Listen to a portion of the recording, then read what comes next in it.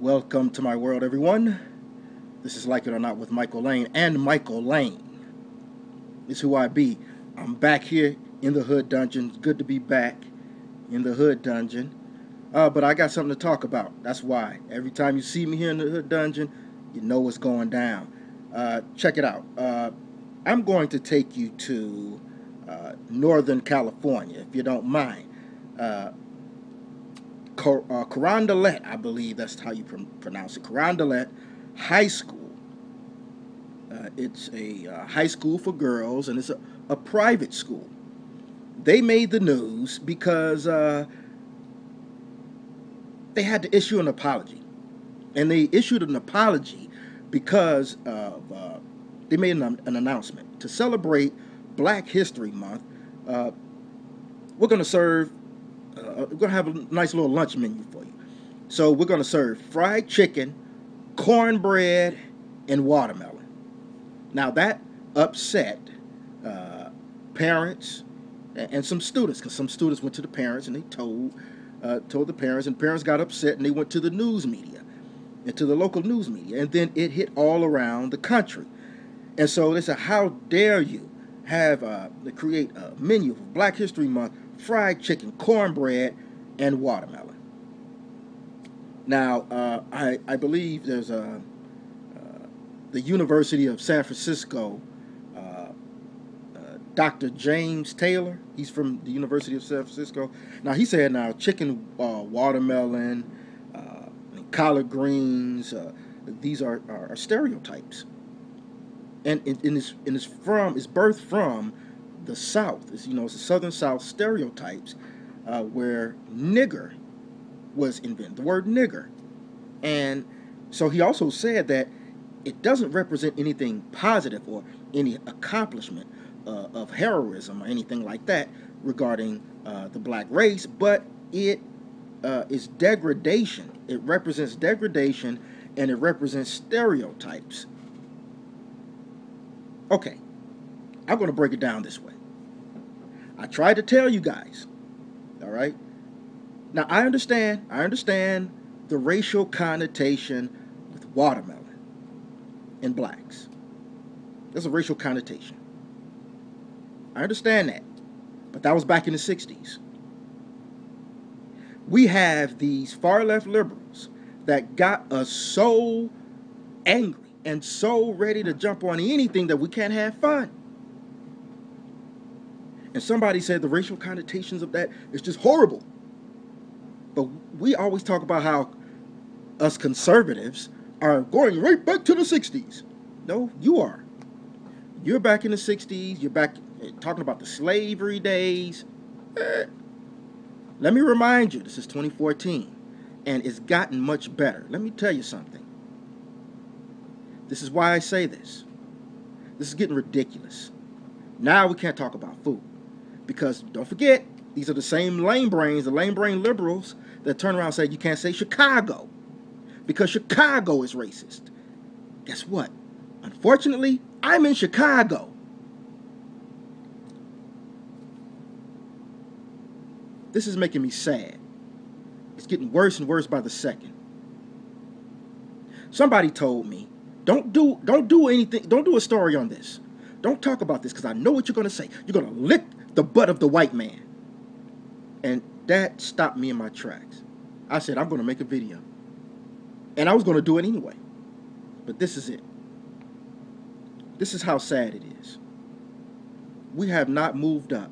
We allowed the race pimps and the race hustlers from the left. They are all from the left. There ain't nowhere else but liberals, progressives, that are cashing in off of racial junk. And these race pimps, like a Dr. James Taylor, because Dr. James Taylor said, you know what, after they issued their apology, he said, okay, well, you keep everything else on the menu except the watermelon. And watermelon's the healthiest food. Check this out, y'all. This is what's terrible. This is what's so terrible about me, about my feelings. You all are still worried about, if people are sitting there being racist and so-called racist and saying, well, we're going to have fried chicken and you're going to have watermelon. Who cares what they? I don't give a damn what these idiots think. If they're going to make so-called jokes, guess what? Look at me. Does it look like I missed any meals? And I'm not going to miss one anytime soon. I'm going to grub on. Now, me personally, this is a personal thing. I don't eat watermelon. I tasted it. I don't like it. But it's just for my taste. But I get down on everything else. And guess what? Everybody else does too. This is what I'm thinking. And this is what I'm tired about. Why are we fussing and off of this stupid stuff instead of embracing it? This same person that said, you're going to make a video about it, you know what they said? What if Jewish people turn around and say, we're going to have bagels?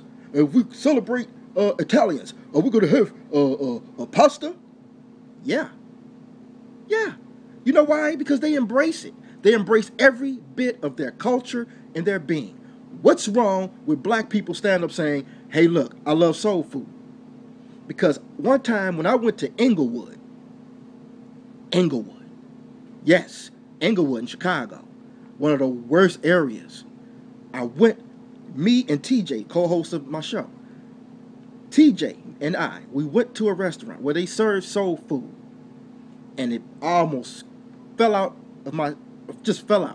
because most of the people there were white.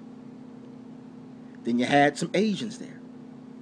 But it's unbelievable how we're not embracing food, our culture. We have the older gods teaching us how to cook collard greens. Shout out to my man Dante Funkmaster. He's a Christian funk artist, and he talks about that funk, the collard greens, the real soul. And it is soul food, and it's something that we embrace. I'm proud to be black, and I'm proud of soul food, and I eat it. You do too. No matter how people try to make jokes about watermelon, guess what? They embrace it. Why don't we embrace it? And the reason why they make these jokes is because they know that we are not embracing it. Hell yeah, I eat that food. Hell yeah, I eat cornbread. Hell yeah, I eat chicken. You do too. So stop with the BS. You do. We all do. We all enjoy. Guess what? In Chicago, they have a taste of Italy. And they have pizza. They have pasta, mostaccioli, all that stuff. Lasagna. You don't see an Italian sitting there saying, they're racist. No, they're cooking it. And it's right in Chicago. And nobody talking about Chicago's racist. Because Italians embrace their culture, even down to the food. Asian Heritage Month. They cook their food. They cook their egg foo young. They cook their General Tso. They cook their egg rolls. They cook their egg foo young. Their chow mein. They don't care. They love it. They embrace it. Not just them, but the Puerto Ricans, Mexicans. They throw down enchiladas, tacos, and everything, and they serve it for everyone to eat. They're not ashamed. Why should we be ashamed? Yeah, I find that a compliment because we throw down. We have people coming in droves. I've seen these old school people, these women, these old school women I'm talking about from back in the day. Cooking their butts off, man. Collard greens, chicken, fried chicken, barbecue chicken, cornbread, macaroni and cheese, all of that stuff. They be throwing down and putting that soul food, it's so touching, and they are proud of it. And why the hell should we be upset about that? That's on your menu? Hell yeah, we throw down too. And guess what? After we cook it up, y'all gonna eat it. See, not only am I a professional eater, but I am a professional cook. Well, I can't throw down like that. I ain't no chef. But I can cook, man, and I love to cook. And as you can tell, I love to eat. So not only I'm proud of it, not only do I eat soul food, but I eat the food of other cultures. I eat Italian. I'm not an Italian guy. But I eat pizza. I eat lasagna. I eat mostaccioli. I'm not an Asian, but I eat beef fried rice, egg rolls, orange chicken. I'm not from the Middle East, but I eat Mediterranean. I eat curry. Come on, guys. I don't see any Hawaiians screaming racism when somebody say, you want a kiwi? Let's not get ridiculous, man. Embrace it. That's our culture, damn it. Embrace it. That is our culture. Soul food, that is going down.